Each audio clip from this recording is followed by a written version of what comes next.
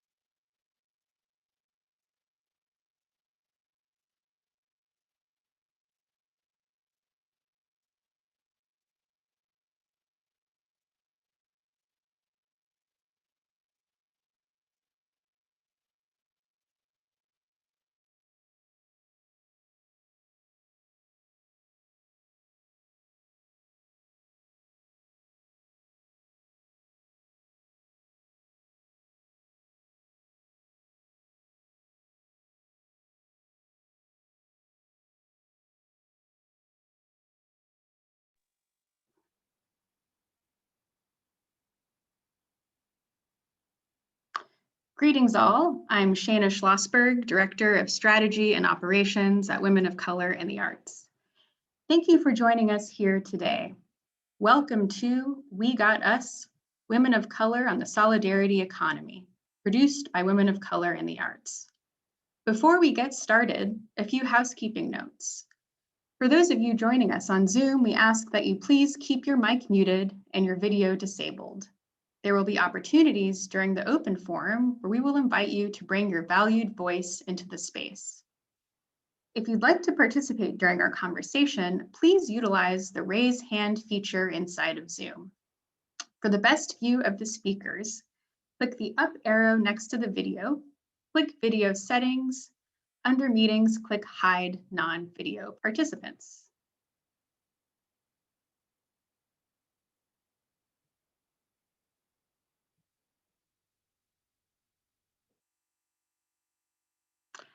We also have some housekeeping notes for Facebook. Please feel free to contribute to the conversation in the chat. WOCA will be placing links to related resources during our dialogue. Please use and share these resources. We would also like to draw your attention to a few ways that you can support WOCA. Your donations and contributions are incredibly valuable and critical to our operations. If you would like to donate to support this work and the labor that went into putting on this event, you can do so by contributing to our Fractured Atlas page at the following link. We would also like to invite any of you who self-identify as women of color to officially join our WOCA community by becoming a member. Those two links will also be dropped in the Facebook chat and in the Zoom chat as well. Finally, in accordance with our values, we have intentionally reserved this Zoom space to center the voices and perspectives of women of color.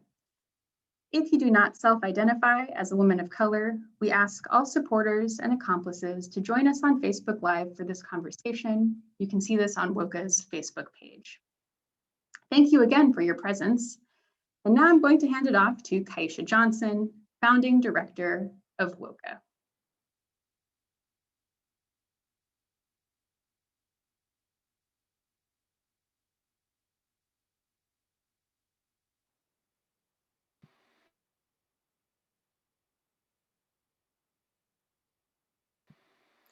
Greetings, everybody. Thank you so much for being here. Can you hear me? Live and direct.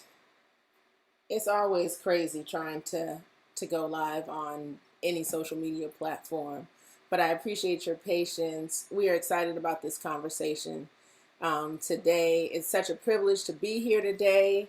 Let's start off by lifting up the artist No Name, whose music we were listening to. It's a whole mood, and I want to thank Nati for putting me on to her music. I'm Kaisha Johnson, the founding director of Women of Color in the Arts, a national grassroots organization network that has been working hard over the past 11 years to raise the visibility of women of color, particularly those working in arts leadership. And in that work, at its core, really fighting against the machine that is the nonprofit industrial complex, which of course houses the arts sector. But we're working diligently to help create a more racially equitable field, and ultimately a more just world. I mean, that is what our vision is. That is what we are ultimately working for. As it pertains to today's conversation, you should know that WOCA was founded on the principles of self-determination, collective work, and cooperative economics. Who we are is rooted in the values that we possess and that our work has been grounded in from day one. We've been trying to build a solidarity economy from the very fertile soul. We've been tilling with our members, many who are here with us in Zoom. I see you. Thank you so much. So I just wanted to share some of our values so those that do not know women of color in the arts understand who we are. So one, we believe in self-determination, to define ourselves, to name ourselves, to speak for ourselves, and to build for ourselves in service of our communities. And two, we believe that the activation and utilization of the collective resources of our membership not only strengthens our organization, but the field and largely the world. So for me, these are really two critical belief systems I believe that one must have in order to build a solidarity economy. And in reading this report, Solidarity Not Charity, Grantmaking in the Solidarity Economy, and getting to engage with other folks that adhere to the same mindset, both in theory and practice, it just feels like, we're finally here. We finally come home, all of us. And it's just like, it's really, really inspiring to be in this moment. Even better when this moment is built around the work of WOCA community members, and that is who we are centering today. So I'm really inspired by the voices that you'll hear today and by the work of the organizations, the collectives, and the individuals across the country that are dedicated to creating real change in our world by relying on tools that we already have, the expertise that we already possess, and the wisdom that our ancestors instilled in us long, long ago. So before we get into it, you should know as practice, WOCA always takes the time to offer acknowledgement to our ancestors and the original stewards of this land, which is now known as the good old US of A. Any gathering always starts out with this acknowledgement. It's a practice that we've put in place for many years. I want to give thanks to all of those that came before, all of those that have laid the foundation for my very existence, and who went through much, much worse than what we are enduring right now. In this case, where I am currently, I want to personally acknowledge the Karankawas, the Akokisas, the Caddo, Jumano, the Shawnee, the Alabama Coushatta, the Apache, and the Wichita, who were the original inhabitants of this place we now call Houston, Texas, on whose stolen land we now occupy on the original unceded territories of this Republic of Texas. Since we pull from and often exploit the natural resources of the land across the country that these tribes serve as the stewards of, we appreciate not only these tribes and these nations' historical sacrifices, but their modern day ones too. I'm going to encourage you, if you already do not know, But if you've been in our community, you know what the drill is. Please look up on whose ancestral land you were born on and whose ancestral land you now reside. Drop their names in the chat so we can see where you're from, and you know, shout out to all of the peoples across the country. The link is native-land.c, and that'll be dropped in the chat here in Zoom and on Facebook.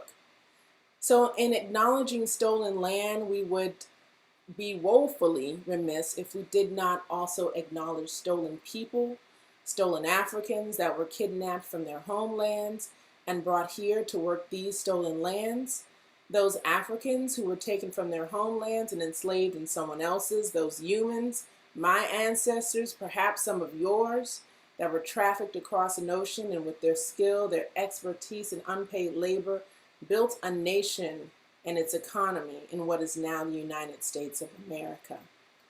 All of these acts, from the theft of the land to the theft of human beings, created this faulty foundation of a country built on the backs of the oppressed and exploited. And it's something that we're reckoning with right now, honestly. You know, it's something that leads us back to the practices of our ancestors. It's something that leads us back to the practices like a solidarity economy. While we're here, I would also like to take a moment to honor our digital landscape. The acknowledgement that I'd like to share was crafted by theater maker and producer Adrian Wong, and it reads, "Since our activities are shared digitally to the internet, let's take a moment to consider the legacy of colonization embedded within technology, structures, and ways of thinking we use every day. We're using equipment and high-speed internet not available in many indigenous communities. Even the technologies that are central to much of what we make leave significant carbon footprints, contributing to changing climates that disproportionately affect indigenous people worldwide." So WOCA takes the time to acknowledge native land and the people that labored on it, to show both honor and respect. In that we understand that acknowledgement in this country at this particular moment in time is a small gesture. For us, it represents a first step towards healing, towards reconciliation, towards reparations, and ultimately, hopefully, towards liberation. And it represents our commitment to history telling, to truth telling, to honoring present day obstacles, and standing in solidarity with all marginalized people. You know, I like to say that importantly, we begin all of our gatherings with this acknowledgement because as an organization, Women of Color in the Arts, dedicated to racial equity, we can't do so without not ensuring that folks' authentic narratives are brought into this space. So I appreciate you, and I appreciate you taking the time to engage in this acknowledgement. I encourage you always to take this practice into your own communities. If you need a point of reference, please visit our friends at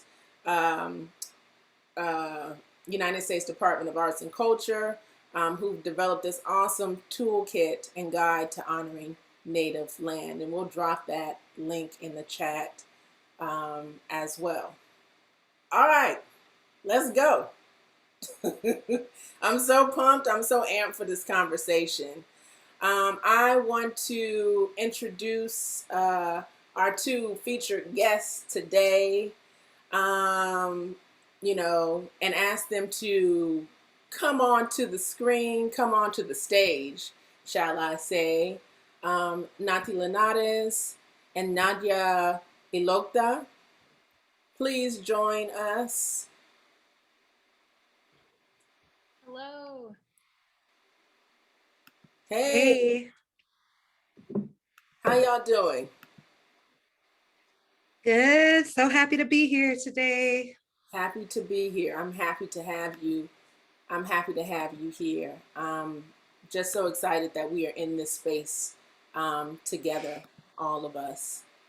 So here we are. You know, first off, bravo, ladies, for crafting and birthing into the world this masterpiece. Nati, you as a representative of the New Economy Coalition and the co-writer.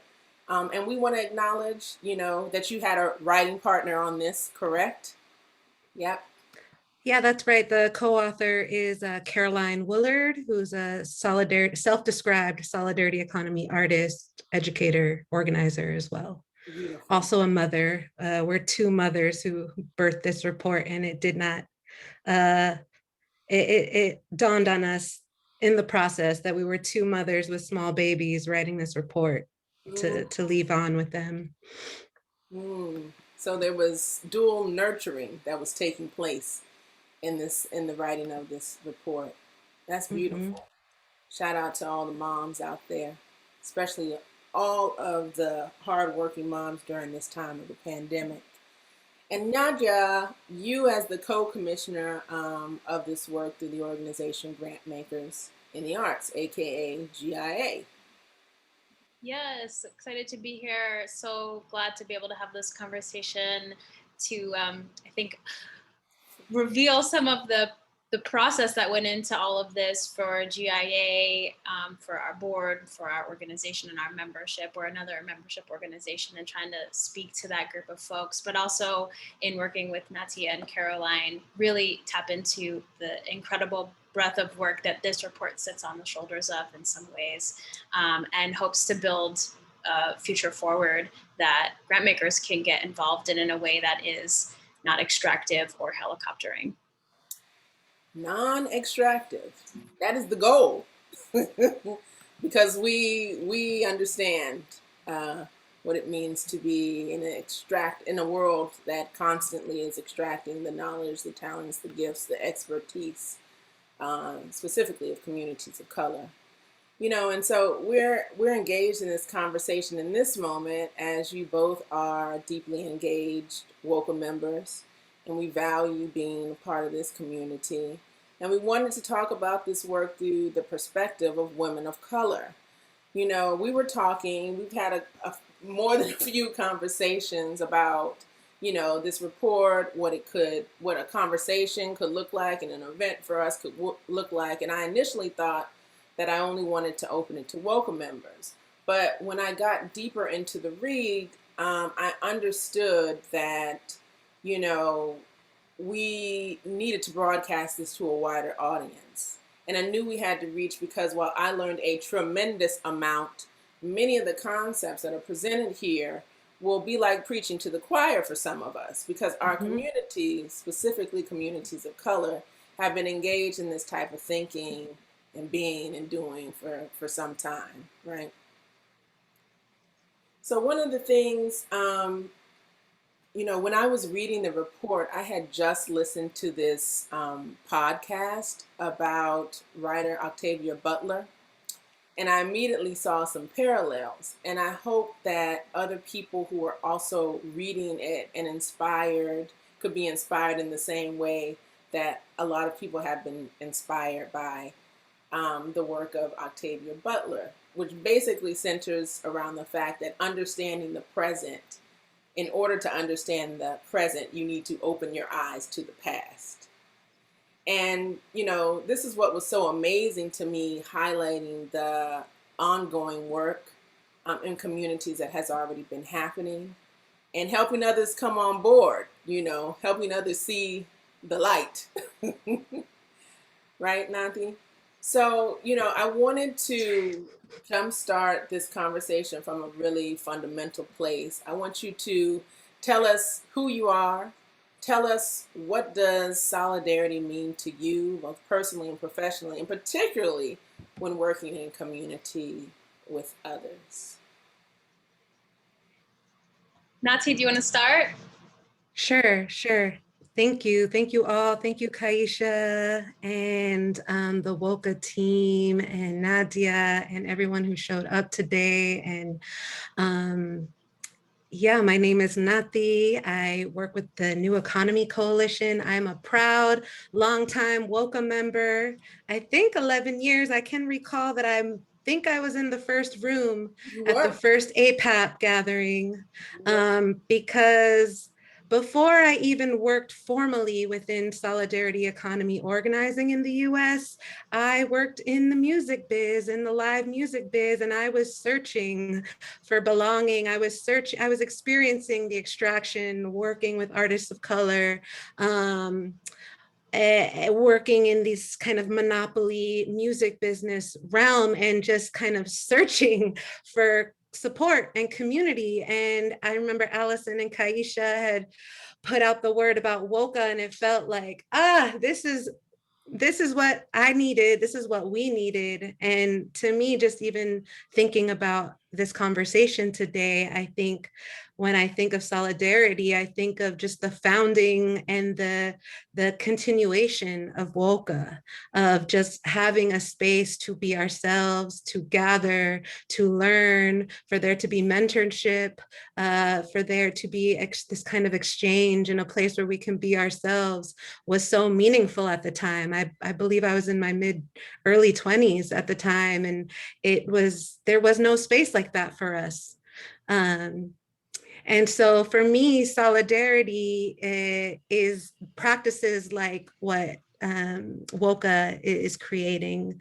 It means looking out for one another. It's an investment of care and attention, of there's so much of a bombardment of noise and content, and actually taking that time to read one another, to listen to one another. I don't know about you all, but when I get a WOCA transmission, it's like I got a tall cup of water or something to refresh myself, to renew myself. I read the words, I sit with them. And I think Adrienne Marie Brown talks about, speaking of Octavia Butler, talks a lot about what you pay attention to grows. And so fundamentally, solidarity, I think, when you get into the economic framework of the realm that I work in and what this report is about, can be a little abstract and daunting when you bring in the economics of it, and these different forms can be complex. How governance would work in a cooperative, for example, is complex, but at the core, it's like, do you have the solidarity enough to see the humanity in each other across difference, which, so many great Black and brown women theorists, feminist, socialist theorists have talked about this, is this care across difference, and not adopting a scarcity model, that pits us against one another, but realizing that we all can win. There's enough for everyone. And I also think about solidarity as less of a word, because there is a bit going on right now around how solidarity is just kind of a buzzword, or even that was a fear with the report. I was a little nervous. I had never worked in the world of funder organizing or philanthropy, and I was nervous. Like, am I turning this word into a buzzword? And then, people just kind of throw it around and it doesn't mean anything. But really it's about, what are our actions? What are the actions of our ancestors that they practiced as well? So when I think of solidarity, I think of action. I think of like not what we're giving up, but what we are sacrificing in some ways for a greater good, and unlearning, a lot of the toxic things that I personally, I'll speak for myself, learned in public school, for example, in this educational system that taught me that it was, winners and losers. It was, individualism, rugged individualism, that we need to challenge these ideas, and we need to sacrifice for the greater good. And so, yeah, to me, that's what I think of when I hear of solidarity. At its core is just so proud to be a part of this community. And it's so true, Kaisha, that this feels like we are coming home into the work that we need to be doing together. And the fact that solidarity economy and arts administration and the work that everybody on this call does is converging,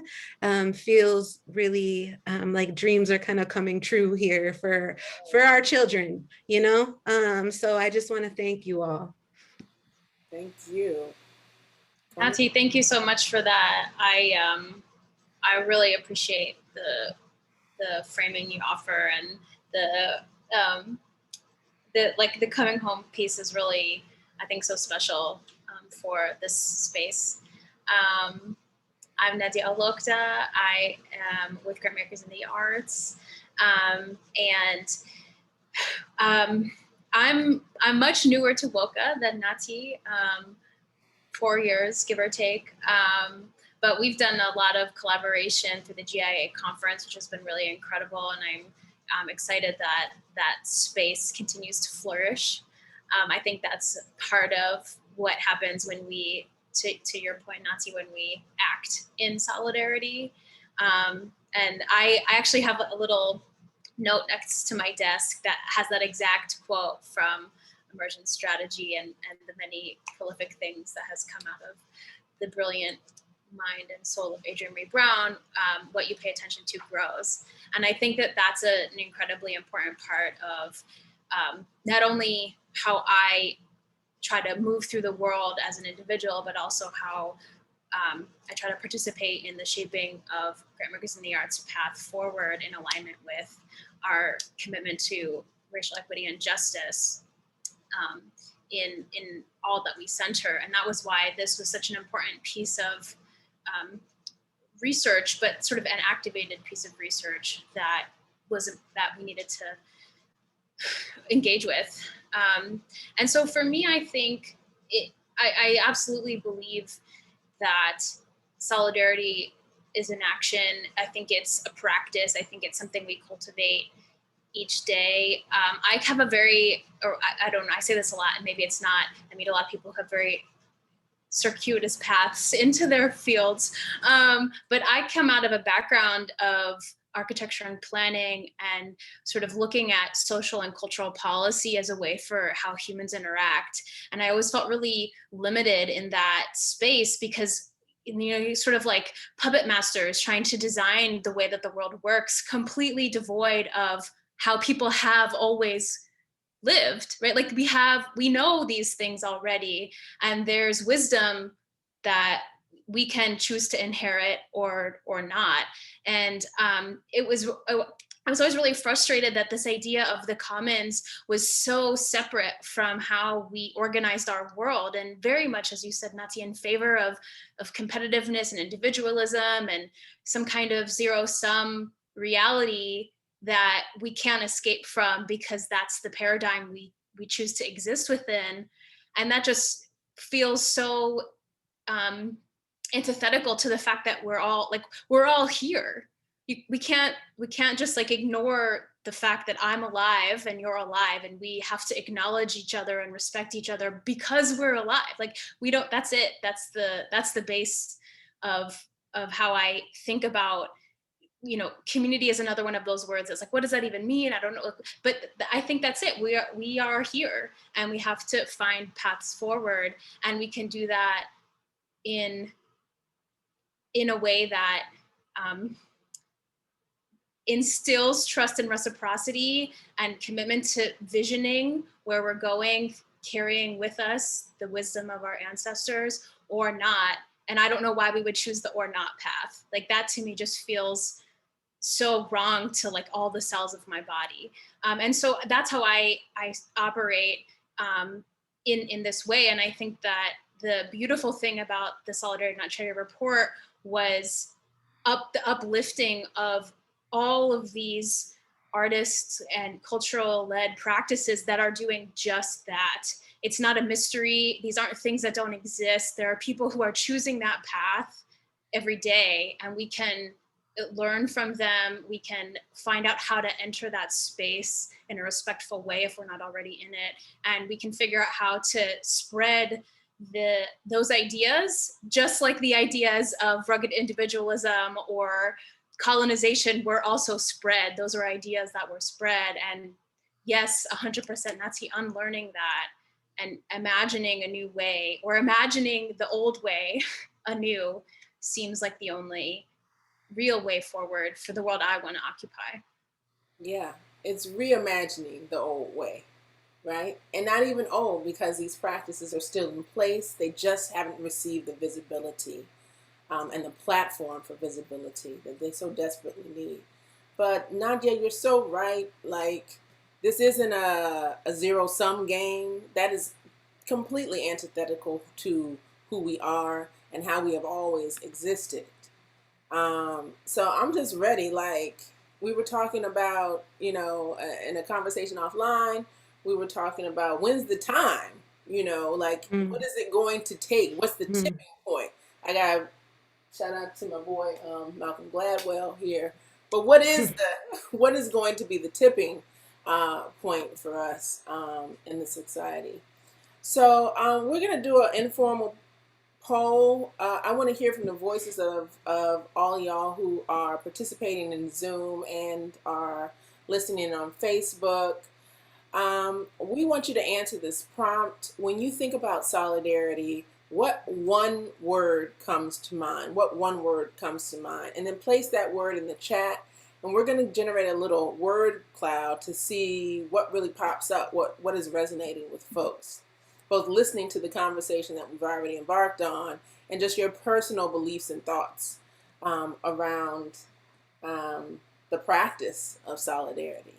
And again, active word, it's a verb, right? Just like I feel ally is a verb, right?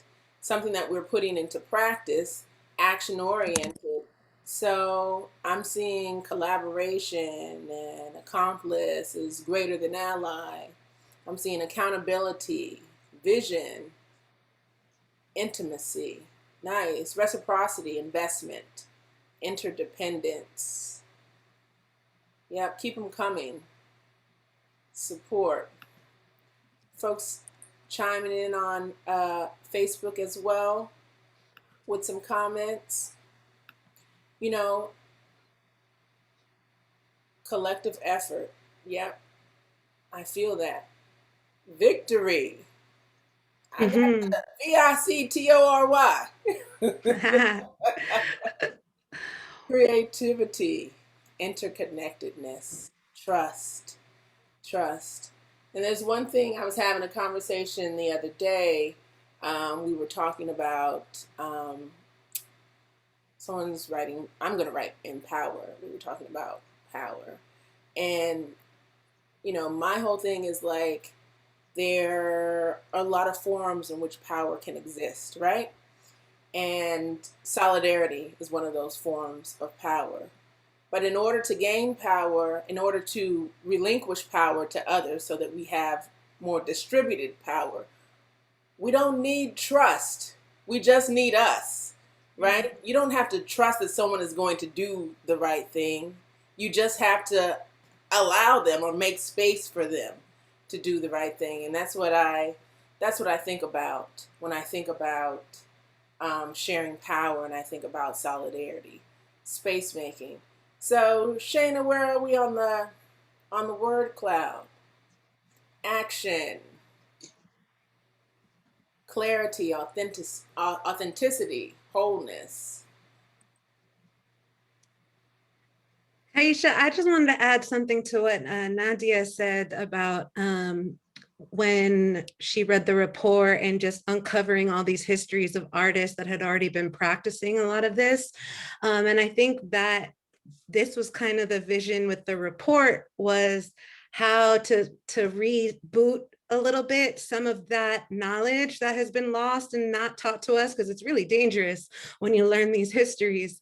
That if we could get artists and culture bearers re-practicing, what these values are, and or starting more cooperatives, or resisting against some of these really extractive platforms, whether it's Spotify or the Broadway industry or whatever sector in the arts field that we know needs to be completely upended. That the hope for me is like, it was not my dream to do a report for funders. The dream is, how do we organize more artists to take up these practices? Because I really believe that the more artists and culture bearers are aware and propagating this knowledge in their work, like No Name, which I shared with you, think of there's something so powerful when artists share these visions in their art, that you feel it and you believe that it can happen and it can be real. And so I think, when I came into more of this economic justice work after 10 years working in the music business, I saw such a gap between the work that was happening on the ground and actually centering artists in that work so that it can become a culture shift, that we could actually shift culture and get more people participating, shift investment and capital and money, change policy, all the big things that do need to happen. I don't know, I have an inkling, I hope you all will believe so too, that if artists are leading this, there have never been revolutionary movements without revolutionary artists. No. And the more and more I uncovered this history, that I learned that John Coltrane, before he passed away, was looking into starting a cooperative. Or I learned about the Black Jazz Musicians Union in Kansas City, Missouri, that after the desegregation of the musicians unions, they continued to meet and have mutual aid groups and have space. Until this very day, they have a space still that has a community run radio. Like, the power of that, they're 100 years old. If we are able to connect these dots and realize that if artists are really taking this power back and we put things more in artist control, this culture shift towards post-capitalist visions can be real. Because I think a lot of us have been it's a scary prospect of that we could change things, or what's it going to take, or why hasn't it changed. But I think we need our artists helping us usher in that this can be real. And so I think ultimately this is the underlying intention for me, is that this report is for artists as well. And the video that I hope we'll watch together, really the video is for artists I used to work with, so I could be like, this is what I'm doing now. This is it. If I can, I wanted to. Totally. I'm sorry, I didn't mean to interrupt you, Kaisha. I wanted to just pull in something that I was thinking about related to that, which I think is, at GIA, we spend a lot of time trying to think about like, what is cultural organizing? Conservative philanthropy does a lot of work around cultural organizing and narrative shifting, and it's highly effective, right? We can see what impact that has, and we spend a lot of time thinking about how do we make connections visible to funders to support the work of artists that are doing progressive or solidarity-based or collective imagining in the space that we're talking about here, which is not zero sum, which is about collectivity, which is about solidarity and imagining. And I just wanted to read from Can't Stop, Won't Stop, History of the Hip Hop Generation, a really short quote from Jeff Chang. Every moment of major social change requires a collective leap of imagination. Political transformation must be accompanied not just by spontaneous and organized expression of unrest and risk, I think that's really important, but by an explosion of mass creativity. And thinking about what is creativity and imagining in parallel with risk and in parallel with unrest, and how do we see ourselves inextricably linked with one another. I think that came up in this word cloud here. Like, what is that link of interdependence so that we can tolerate the perception or reality of risk and the ideas of creativity and collective imagining? And I recognize that some people, I hear sometimes, like, I don't want to imagine, I want to do. I'm tired of envisioning. We have vision, and I hear that. But I think, like, what is the balance, and how do we bring folks into this world who are doing the unlearning too, right? And how do we manage both of those things at the same time? I think that's a really exciting element that lives within this report. And, from the space that Nati's working within and the space that I'm working within GIA, right? We're sort of coming at things from different directions. And how do we utilize this space in a way that helps us achieve that collective vision and goals is exciting. How do we use this space in this moment to achieve our collective goals? First, we have to start on the same page. We need to make sure that we have the same goals, right? But I love what both of you are saying, and I love what folks are saying in the chat, and what seemed to really have resonated, if I'm looking at this sideways, community is a big part of solidarity, what the significance of solidarity. Listen, the word unity is in community for a reason, right? Trust, strength, people, all of the things that, you know, I think about, and I have been thinking about for quite a while, obviously since the founding of WOCA, but these words that are really resonating with me. And, you know, solidarity is a thing that during these crazy pandemic times just, you know, resonates more as a practice for us in our personal and our professional lives, just across the board. And about a year ago, I came across this article that's really helped me to foment some of the ideas that I have around solidarity, and particularly how it pertains to the work of WOCA. And I wanted to share that with you. I think it's been dropped in the chat. The article has been dropped in the chat. In this article, it outlines 3 critical aspects of solidarity. And I just wanted to share those with you to help us in grounding and more understanding and providing some, you know, thoughts around what thoughts and ideology around what solidarity is. One, solidarity is always about relationships. We cannot be in solidarity alone. Who are we in solidarity with, and what defines that relationship? So that's the question that we have to be asking ourselves. Number 2, solidarity always requires us to be intentional about our commitments. So we're asking ourselves, what is the aim of our solidarity, and where do those commitments come from? And then the third one, solidarity requires actions that also change us, perhaps even at a sacrifice. Now that's a hard one to digest because a lot of us are not willing to make sacrifices. That's the truth of the matter.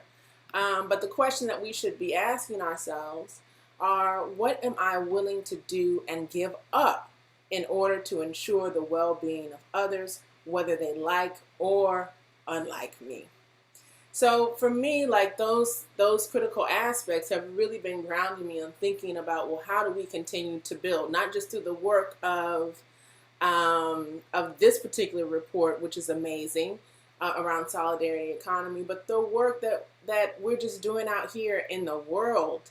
And I've been thinking, like, you know, in order for solidarity movements to work, it's really to understand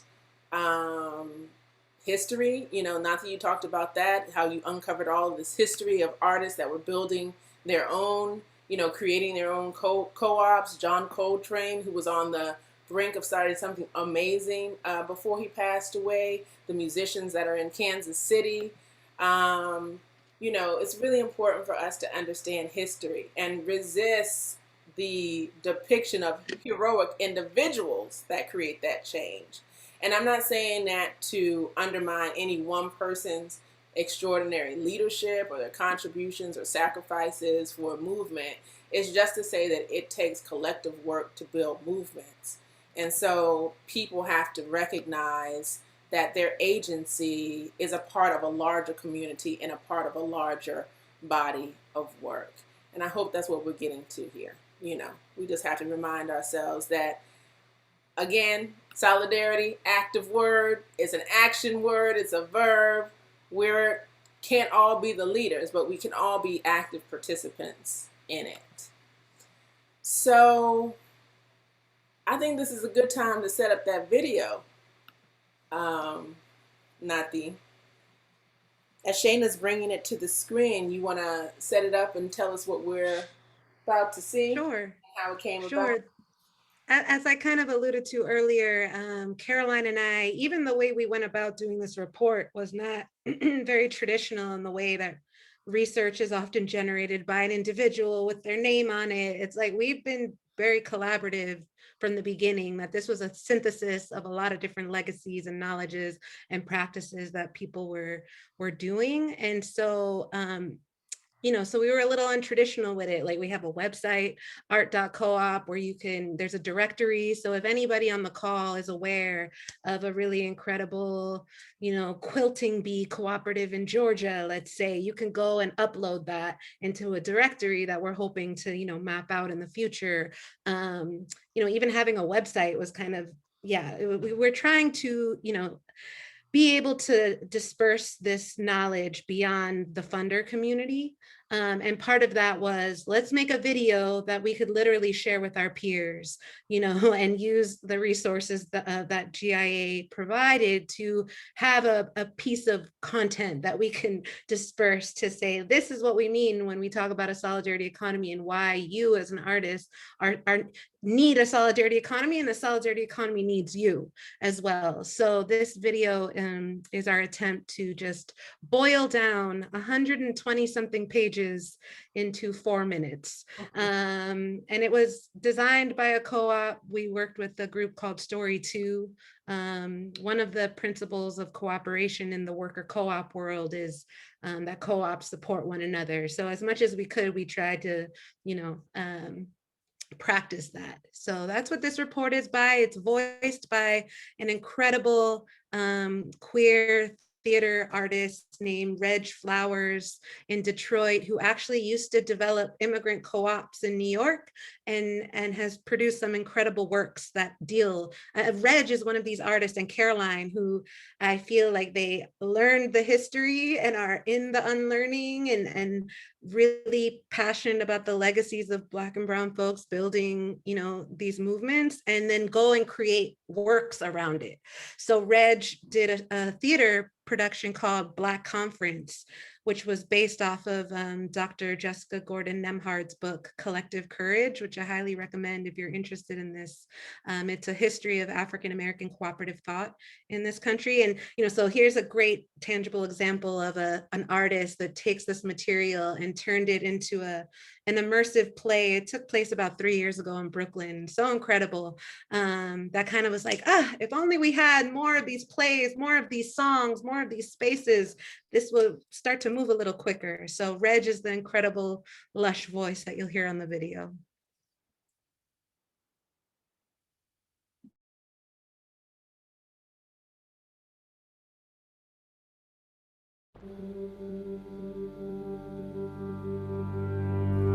What would a cultural economy be like if it loved Black and Indigenous people? All around the country, the people who have been most harmed by our current systems are practicing self-determination and community wealth. The movement for permanently affordable space in Oakland places culture at the center of the work. The first democratically managed investment fund in the country, making non-extractive loans to community members, says cultural workers are economy builders. Culture bearers lead the oldest native co-op in the country. Artists started the oldest non-extractive venture capital firm in the US, a co-op giving 35,000 freelancers the benefit of full-time employment was founded by artists. Black Lives Matter was co-founded by an artist. This work is not new. Creatives are going back to the future, to practices of shared livelihoods rooted in cultural traditions. Why should culture and economic innovation go together? Because right now, we have a superstar system where the winners take all and the rest are left with crumbs. Because just like art, housing and dignified work are human rights. Artists are the original gig workers. Culture making and political organizing go hand in hand. We want a world where everyone's needs are met so everyone can participate in the remaking of culture and society. An artist living in a community land trust in New York City will have 27 hours a week to make art, compared to an artist in market-priced housing who will have 4 hours a week for art making. We must repair centuries of injustice. What do mutual aid networks, worker co-ops, community land trust, participatory budgeting, and time banks have in common? Community ownership and democratic governance that builds political, cultural, and economic power. When these hyperlocal initiatives get together, they have enormous power. This emergent movement goes by many names, but internationally, it's known as the social and solidarity economy, or solidarity economy for short.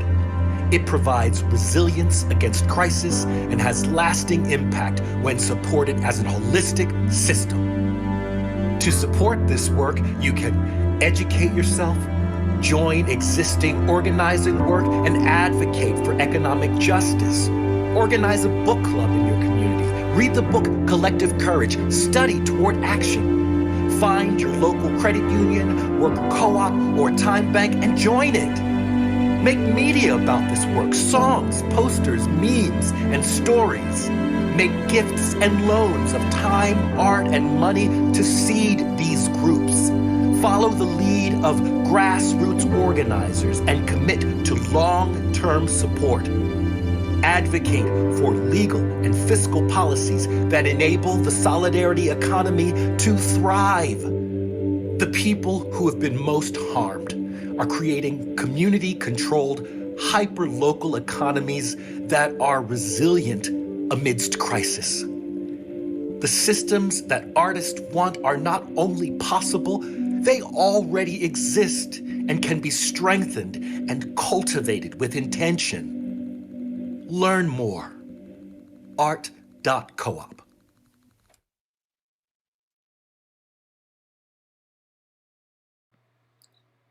That's so powerful. So powerful.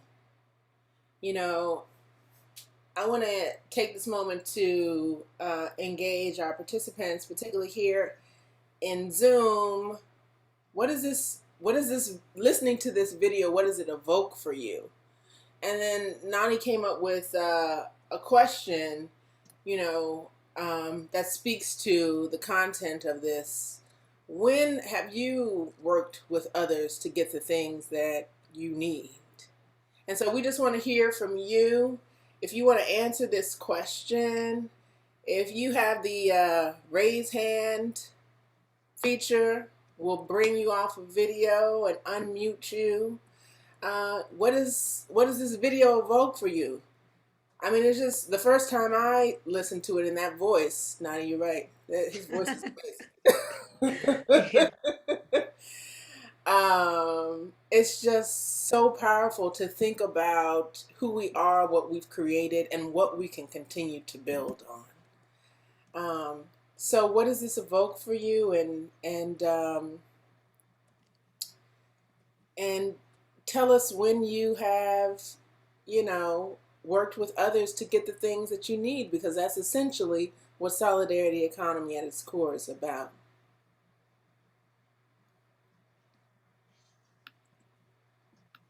I can start.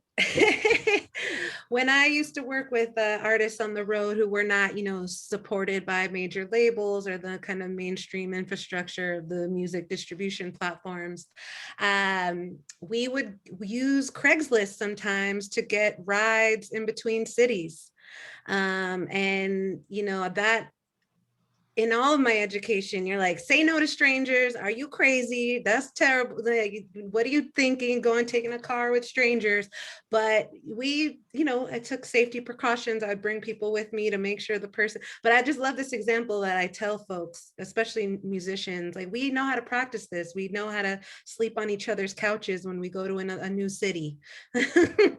For example, we built networks. So I'll just to start us off. I saw Denise has a hand up.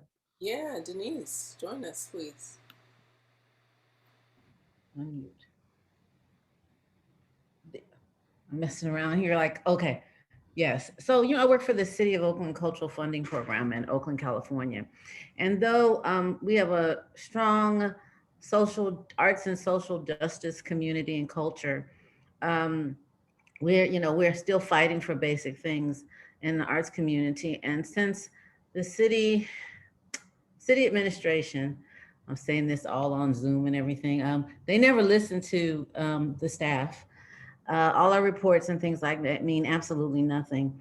And we get the most when we gather together and the community gathers together, and I can't participate because I am the staff person. And before I had a job with the city, I used to be on that side. But it's just the way the community has gathered together and organized, really, and strategized, and basically embarrassed the city. and and just made a big, a big stink about it, but really organized. And I was amazed at a recent situation where our department is just totally neglected. But they organized, and cultural funding received a significant bump, even though this is Oakland, California, and we have a violence problem and a homeless problem. And people were saying, if they voted to defund, take some money away from the police department. And so, people are like in my face saying, oh, when someone robs you, what you gonna do? Break out an interpretive dance or something like that? You gave the money to the arts. And I was like, well, yeah. But so that kind of organized and just being bold. And they were so organized. I was so impressed. And so now I have more money. Thank you. Thank you so much. Now you're shaking your head. You want to respond?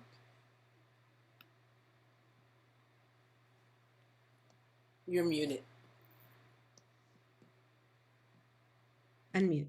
No, Denise, thanks for bringing that up, because I didn't get to go too much into the framework and the history of solidarity economy. I know we're really focused on solidarity and these legacies. Maybe at a later time we can talk more about solidarity economy, but a lot of thinkers in the space talk about resist and build, that it's not enough. In the last year, we saw a lot of, resist and demonstrations and direct action, which is necessary. I believe that direct action gets the goods. But there's also a part of it around building the things that we need. And for me to see the Oakland artists organizing around the budget and just to add more sex appeal to budgets, like there's some great Instagram activity happening, where you have like real talented artists talking about the city budget, okay, and like making a real case about why artists need to get behind this budget. So I'm so glad you brought that up, because I think artists play such a crucial role, not only in the direct action and that side of the resist, but also in the building and kind of demystifying some of these things. And I think the Center for Cultural Power in Oakland was involved in a lot of that. And yeah, as you dig deeper into the report, there's an aspect around participatory budgeting and the role that artists could play in that. And you actually see this in Chicago and New York, when community actually gets a chance to vote on their budgets, they're usually trying to fund more arts. So yeah, thanks for bringing that up. Resist and build. We can multitask. We can do more than one thing at one time. Anyone else in our Zoom room? I see shout out to all the WOCA members that are here. Our community is strong. We're continuing to resist and build. But anything that you want to share about what the video evoked, and or talk to us about when you have worked with others to get the things that you need.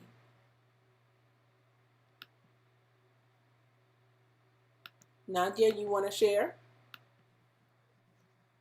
Sure, I'm happy to. I was thinking of a couple of different instances that both feel like the energy, Denise, that you brought. It feels so important to me, because I think a lot of times it's like, where are there things that could be provided, right? But the value system doesn't match that. And I'm thinking a lot about sort of like where a city invests in different things. And so two different examples I was thinking of.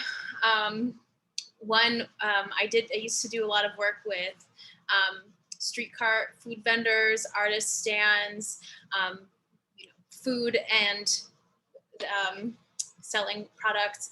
And one of the things that they had mentioned that they needed in their daily practice was somewhere to go to the bathroom, because there's no public bathroom system in New York City.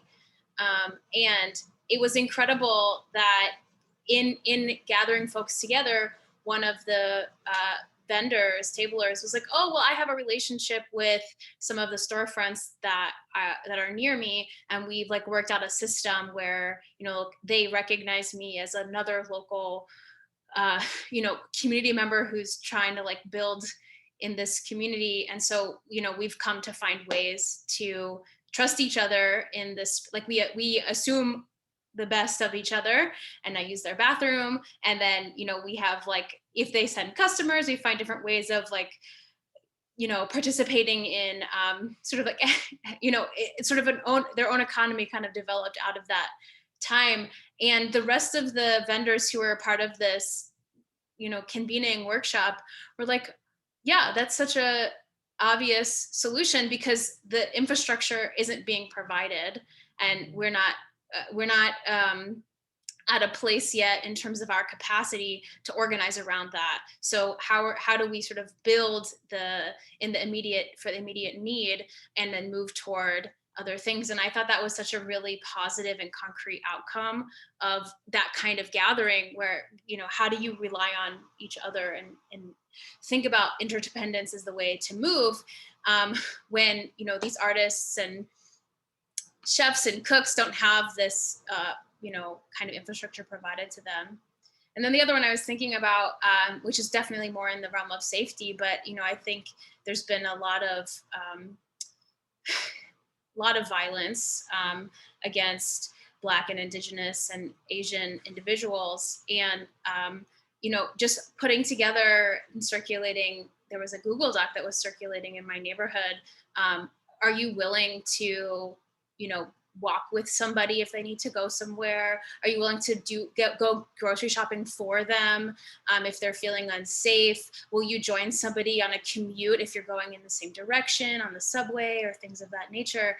And I think that, you know, these mechanisms, like, how do we find the tools and mechanisms to understand where I have, you know, I might have increased capacity to take on risk.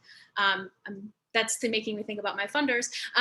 But where do you have that increased capacity to take on risk or perceived risk in order to participate in sort of these solidarity actions?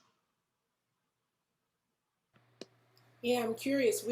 Thank you so much for that, Nadia. We talked about before about risk taking and what does it mean? I mean, for me, it's such a loaded term in terms of how how other folks deal with our communities. Oh, let's take a risk. We'll drip drop some money and some resources in the community. We'll take a risk on this when we know inherently what to do. We've been doing it for centuries and generations and generations and generations. So that for me, you know, is something to really digest and dissect in this moment. It's all around language that we're using, right? Because that can really shift conversation and shift action.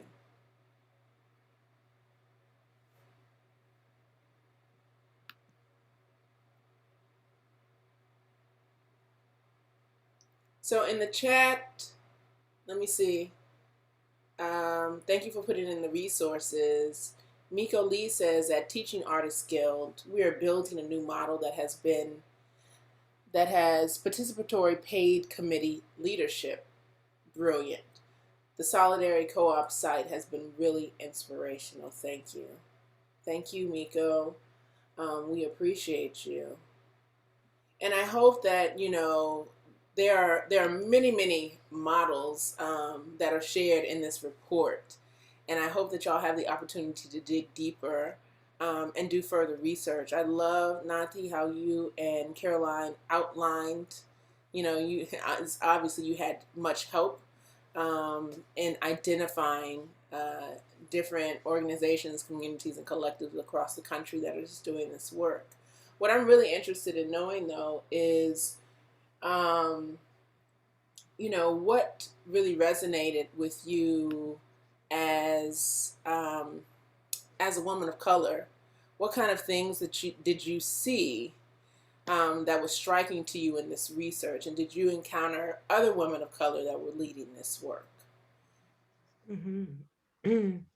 Well, certainly, I think in my whole 4 years of working within New Economy after leaving the music business, just even what's been uncovered to me was just the core narrative that women of color have always been the innovators who have practiced solidarity economy. There's a great, there's a scholar, Dr. Caroline Shinaz Hussein, who writes a lot about the banker ladies, Caribbean indigenous, Caribbean immigrant women throughout the Americas who act as informal banks to their community. And there's different names for this, like tandas and susus and different African immigrant communities.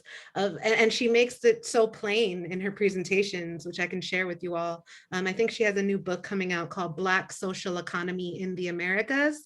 And she just says, like, we've been the innovators doing this because we've had to be creative to survive.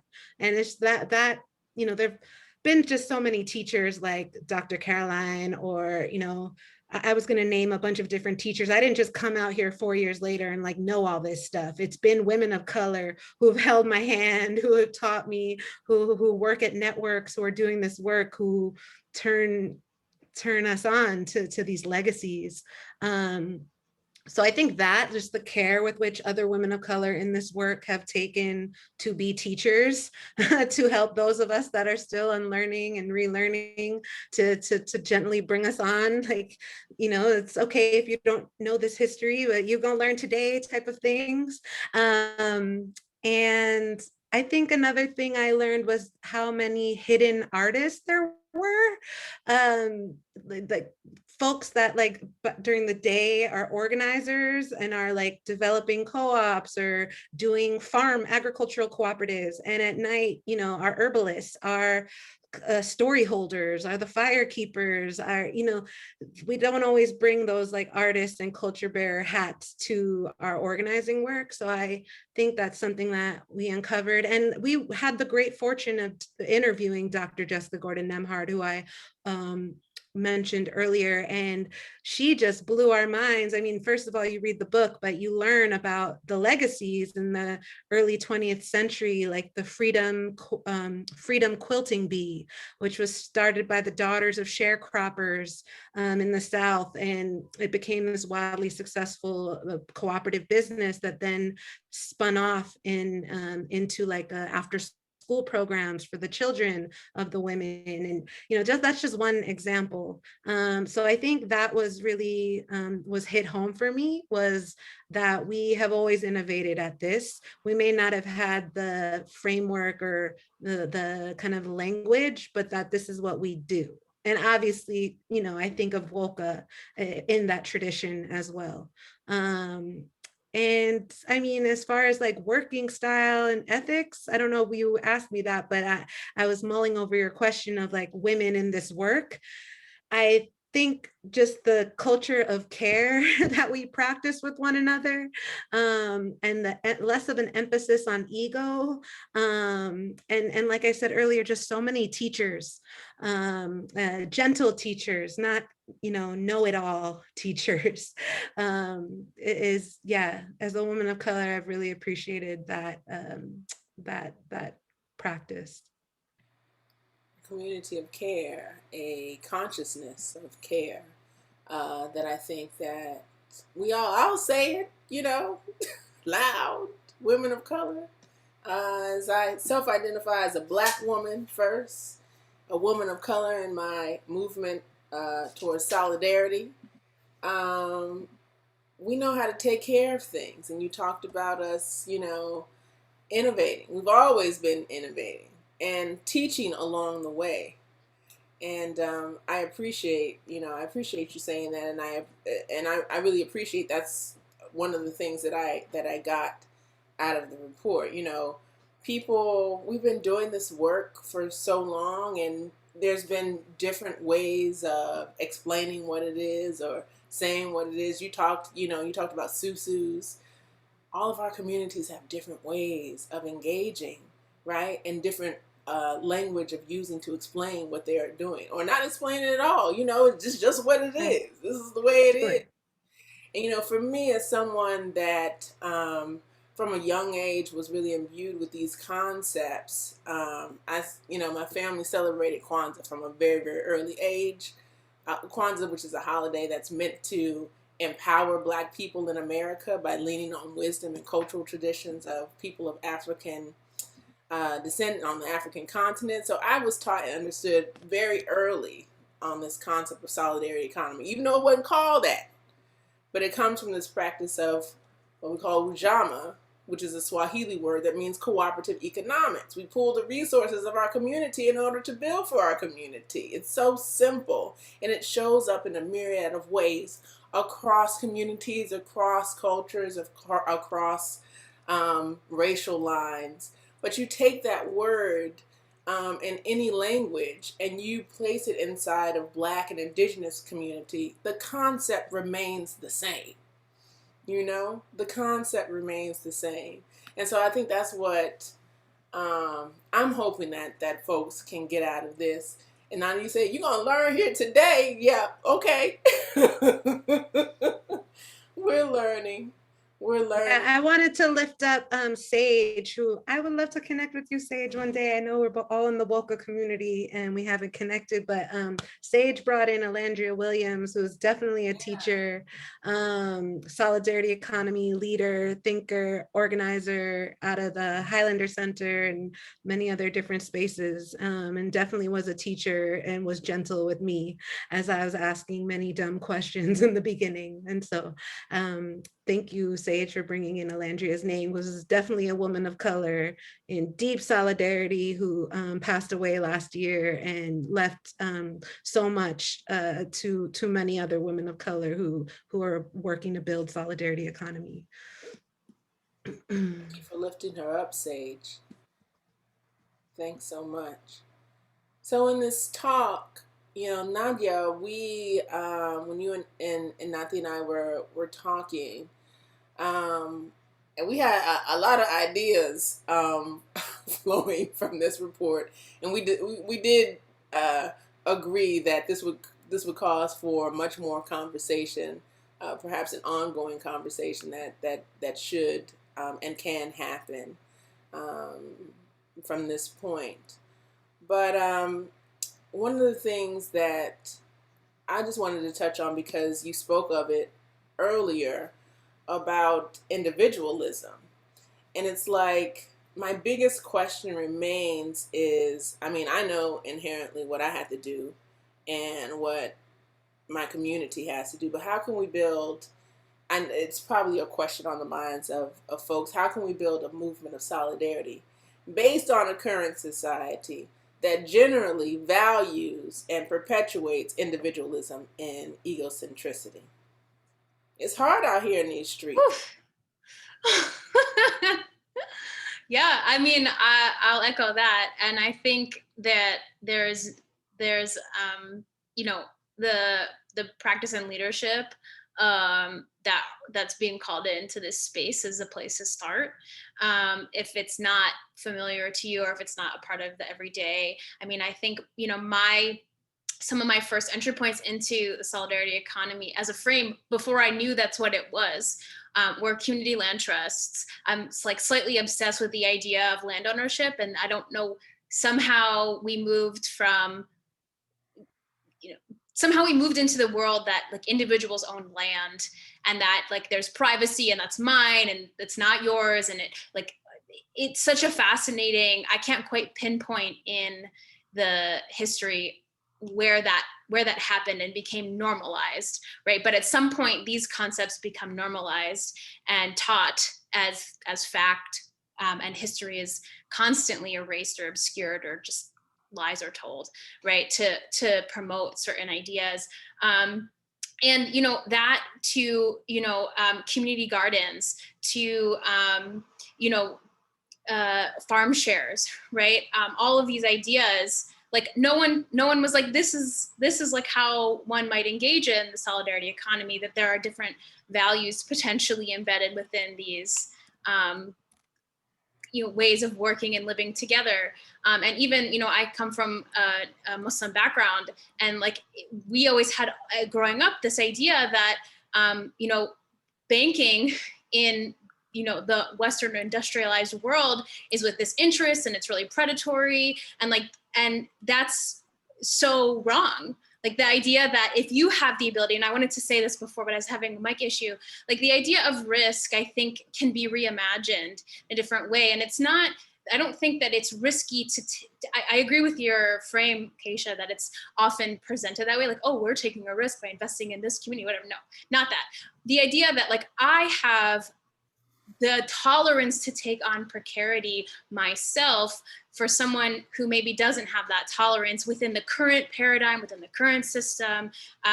To call back Sage into the conversation in the chat, she had listed previously, like, we're visioning, if it's useful, it's has to be evaluated in the constantly changing context, right? And so I think that that's an important piece of this element that we're talking about is where, like, what are we responding to when we're talking about the ever-changing, very nimbleness of, white supremacy culture that we sit within, at least in my world, in the world of, my own, the way I move through the world as a person, but also within my spot at GIA. We talk a lot about how, cultural funding operates within white supremacy culture, and we have to name it, we have to see it, and we have to design counter protocols to that, right? We have to resist and build to bring that back, because that's how we move. That's how we move out of it.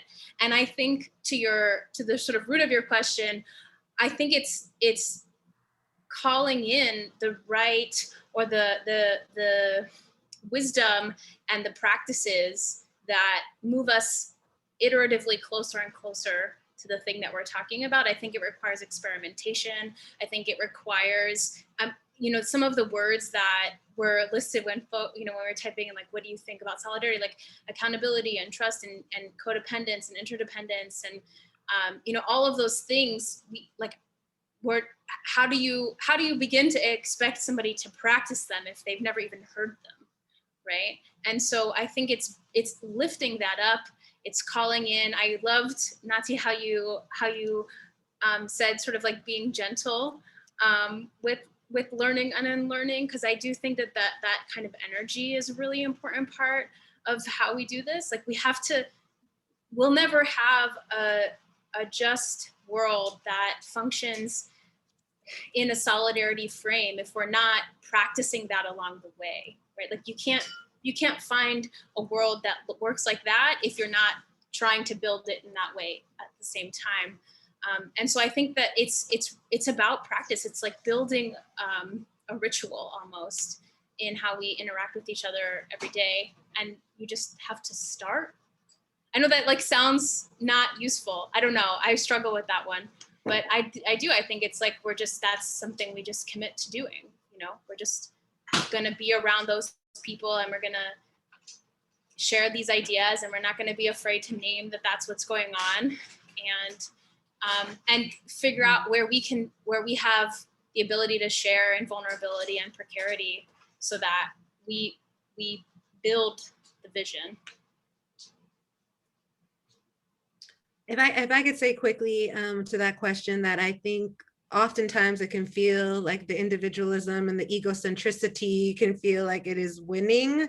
And I definitely don't want to minimize, like that we got to give the devil his due. But I also am a big believer that we're seeing examples of this popping up everywhere in the last year with COVID, whether it's the mutual aid, efforts sprouting up. Like, I think oftentimes we kind of get in these traps of like, we give them too much power of that they're winning, and we don't actually dedicate, again, the care and the attention to the things that are happening that we could help support and invest in by paying attention to these things.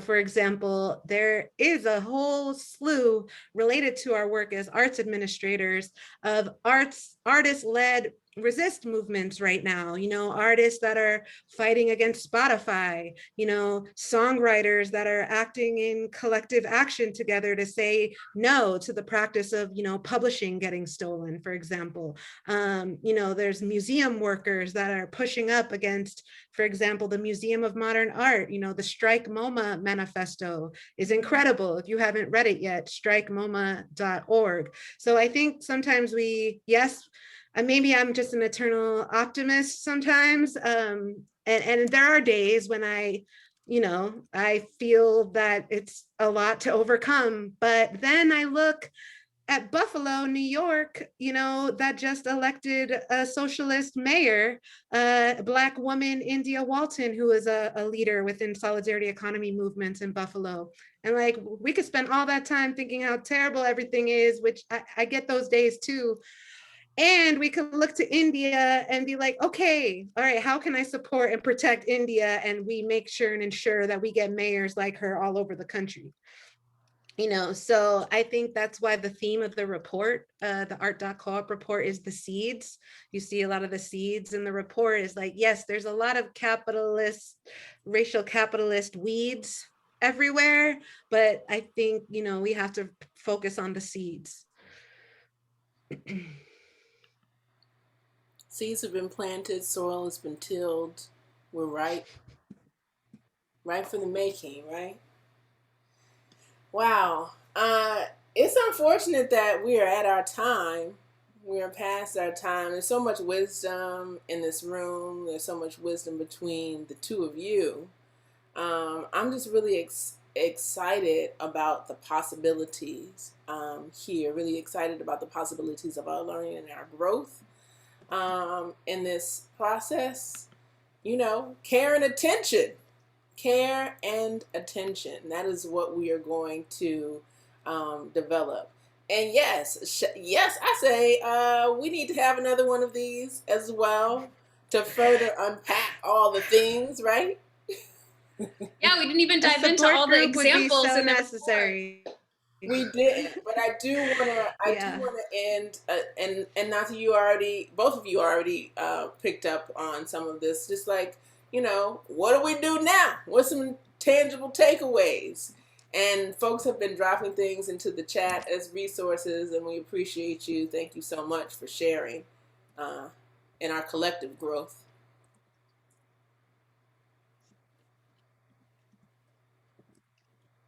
And the report is there. Do you want to start, Nadia? Was that us? Okay. Kaisha, do you want us to say what next steps for folks, or no? Nadia, I think I missed that. Mm-hmm. Yeah. Oh, sure. Yeah. I was reading Nati's links. She's so amazing.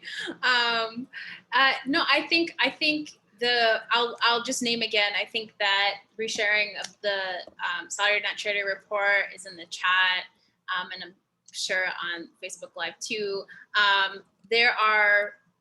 The report is like the least reporty report on Earth, which is amazing. It's really based on looking at what's ongoing in all of these practices, and I think that I'll call in the need for unlearning and learning in this moment as a great place to start. And I'll also lift up something that Nati and I had talked about, but time is always against us in some of these conversations. But I think, and I'll also lift this up for the funders in the room too, because I think that there are sort of unique ways in which the folks in WOCA come from different perspectives and different places within this whole ecosystem. And we have the opportunity to sort of use that to our advantage and meet in different ways. So this article was shared, knowing what to do will never be enough, from the director of the Chorus Foundation, which is a Sunset Foundation, which is really trying to live the practice of solidarity, of utilizing what they have at their disposal, which is monetary resources and networks and convenings, and that is an offering to the community in which they want to be in solidarity with. And this is an opportunity for all of us to think about what we are willing to do and who we need to bring in so that we can be able to do that. Cool. And my next steps are the New Economy Coalition. Again, we're a network of 200 plus organizations, not explicitly arts focused. I think I'm really trying to bridge that gap a little bit more, but we put out a newsletter every 2 weeks called the New Economy Roundup, where we synthesize a lot of the different news that's happening around land work and cooperatives and reparations and divest invest work. And I think that's a really good starting place. And people have told us that they really appreciate it. It's really clear. So the New Economy Roundup comes out every 2 weeks. I also urge you to sign up your email on art.coop so we can keep in touch with you all. We're piloting kind of like a study into action, 7-week little gathering. I don't want to call it a school. It's not quite a school, but it's a gathering to continue on these conversations in the fall. So we'll be sending info about that to people that sign up on the list, art.coop. And then something I've been saying in things in spaces like this is, I don't know if you all have watched the documentary, the 4-part HBO documentary called Exterminate All the Brutes. I think we are maybe some of the last people to have to watch this because we know a lot of this history of legacies of colonialism and all the things that Kaisha kind of grounded us in at the beginning of the call. But for our accomplices, I don't like to use the word allies. I'm like, are you down or not? Are you an accomplice with me on this? I'm trying to just tell many more people about this cultural product. It's by Raoul Peck, who wrote I Am Not Your Negro, and a lot of other incredible films, Haitian, Congolese, I believe, director. And it's just such an important cultural product that synthesizes everything that we're talking about around economic systems and colonialism and the legacies and histories of it. And I think all of our, we all have those friends and supposed allies that, who are trying to help. I'm just like, watch this and then come talk to me. Watch this 4 hours and then we can come talk. So I'm wondering if WOCA, if we would be down, in the support group realm, if we could all maybe watch it together and talk about it, because I've personally been kind of yearning for a community that we could discuss these things with.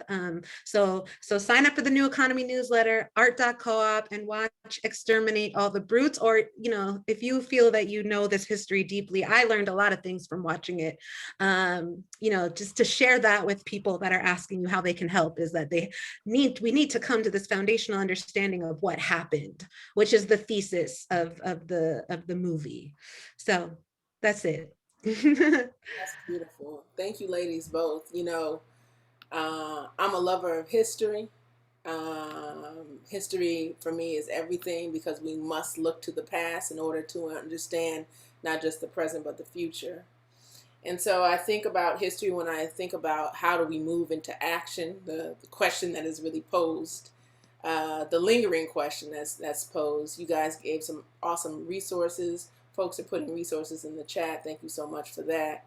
But in order to learn, like you said, we must unlearn a lot of things, many practices that are detrimental to our well-being, that we have been indoctrinated with, not just in this country, but across the world. We're living in a world of white supremacy. But I really appreciate this conversation. We're going to continue on. It never stops. This never stops. This conversation right now on Facebook Live has to end. Shout out to our team member, Alicia Patterson, who's holding it down on Facebook. Thank you so much to our team member, Shana Schlossberg, who's here in Zoom. We appreciate you ladies. We appreciate all of our members that are here and are present, that continue to stay present and continue on this path of learning and growth, because that's what it's about. So we're going to go out for right now. Thank you, Nadia Elokdah. Thank you, Nati Linares. But for those I'm going to stop the live stream on Facebook. Thank you so much. Those of you that want to hang out, hey, we're here in this Zoom. Hang out. Let's feel free to chat if you want to, but I thank you so much for being here in your presence. And yeah, solidarity. That's what it is. Yes, remember to support WOCA. I always forget that. Why do I forget that? Some links have been dropped into the chat on how you can do that. Support WOCA, please. Join our community, please. Become a member. All the things. All right, we're officially done.